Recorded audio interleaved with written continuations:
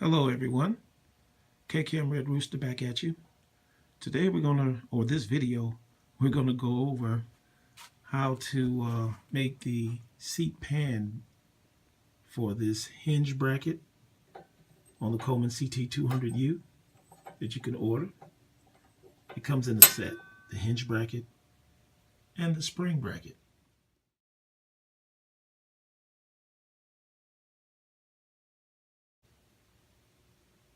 How to make the seat pan. Now this seat pan is only 22.5 inches long. It's a 22.5 inch piece of 2x12. If you're lucky, you can get up to Home Depot or Lowe's and get a scrap piece and they'll cut that for you. Just zip that little piece off. That's all. And you're on your way to making your seat. We need a piece of 2x12, screwdriver. I use a couple of drywall screws, about 2 of those. Phillips head screwdriver. Your pencil, of course. Of course, you need your seat bracket, not swivel bracket, hinge bracket, your seat hinge bracket, and your spring bracket that goes on the back of the mini bike. Once you have that welded on, this is what you'll be sitting the seat on, these springs. A piece of wood here that I use for the gate for the saw to glide down the side of the saw here, to glide down and keep it straight, true to the line. You want an 8 or 9 inch overhang off this from your wood. This is just to work as a gate, and I'll show you how what that's used for. Okay, so let's get busy marking this thing for the triangle. First of all, we have to mark from one end of it, and I like to go to the very end because I want as wide a back as you can get. So from the very end to the top. So we need to know the measurement across here. So let me clear this all off, and then we'll get going on that. Okay, so now on this 2x12 inch board at the top, I want to go 2 7/8 inches from there to the very edge on both sides. 2 7/8 inches. That should leave me about 5 1/8 inch in the center here. So you mark those. Mark those. All right. 2 7/8, 2 7/8, 5 1/8. And it don't have to be dead on balls, but you want it to where you can get that bracket on here, and I'll show you why. From there, we're going to the very end down here of each corner of this board. From the very end, because we want as wide of seating down here. This gives a nice, good seating for the big butt. Okay? So from the very edge of that, we take our straight edge and we put it to the very edge. You can just feel that. You can just feel that on the very edge. I'm sorry. There it is. To the very edge of that. And then come up to the top and put it to your mark. Draw your line. There's your line. Now that's at that angle. See that angle there? Now it's not pointed like a triangle point, but it's more triangular. All right. Then you do the same thing on the other side. That's on your with your straight edge. And that gives you this. Can you see that? All right. You need a couple of drywall screws because this piece of wood that you're going to be hanging off by about 8 or 9 inches on each end is going to be your gate.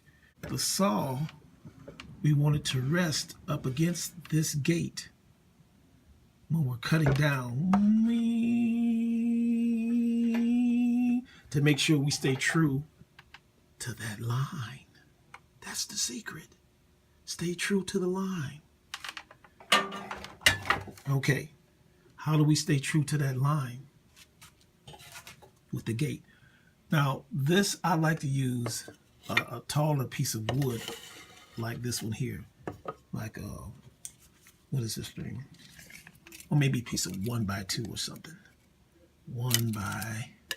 A piece of 1x2. I like to use a piece of 1x2 because it gives me a nicer, a taller gate for this part of the saw to rest against while I'm cutting. See? All right, now let's figure out how to mark this gate. Okay, we're going to go about 1 1/4 inch is what mine is. I'm going from, my blade starts cutting from this mark here to the very end. And this is what the gate is going to right up against that gate, and that's what this is called, your gate. Whatever board you use, long enough to hang off the end of the thing there. All right. So this mark here, from here to here, is 1 1/4 inch on my saw. How did I get your measurement? Is you put. Oh, I keep getting the camera wrong. Let me get out of the light. From the edge of the where the saw hits,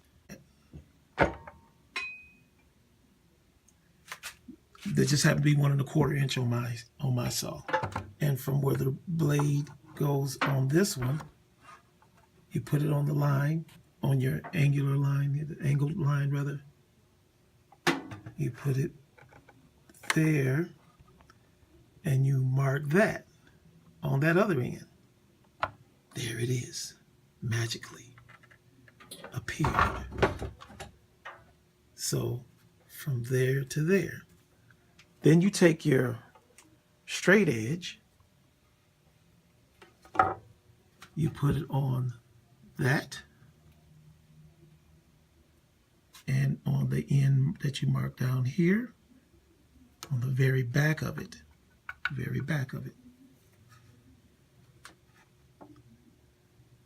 Again, on the back of that one too.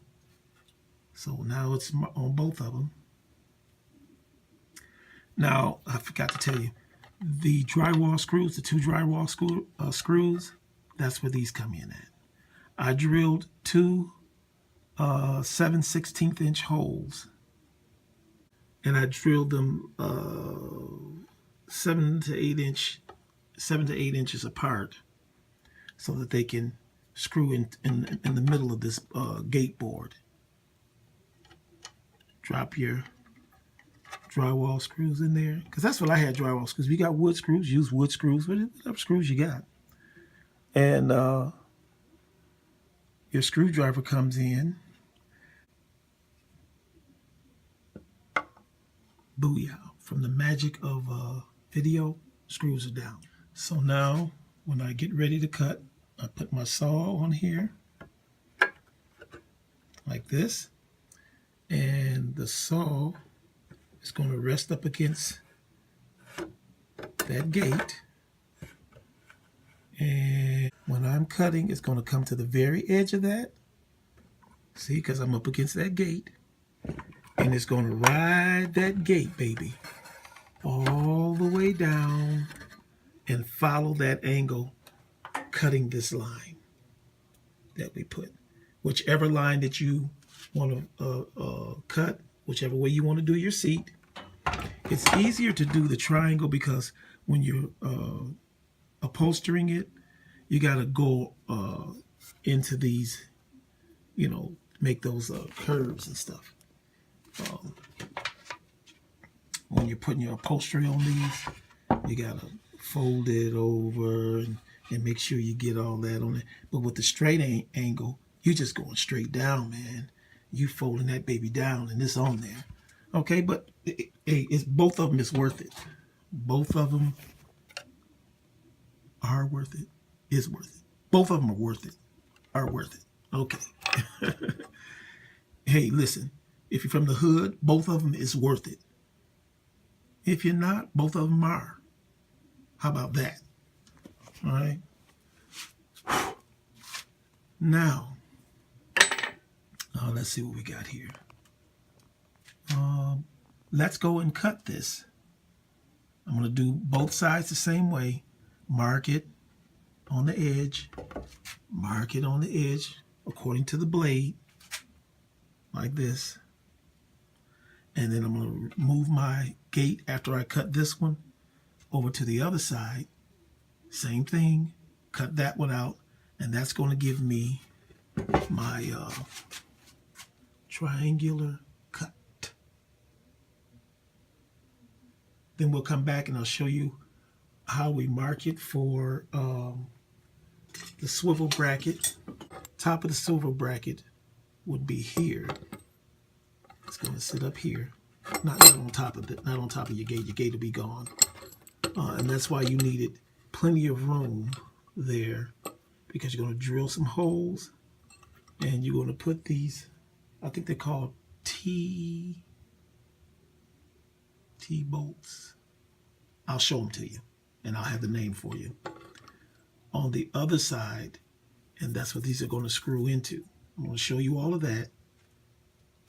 And then your spring bracket, you're going to put some indentations in here. That's why this is nice and wide, where your spring seats into.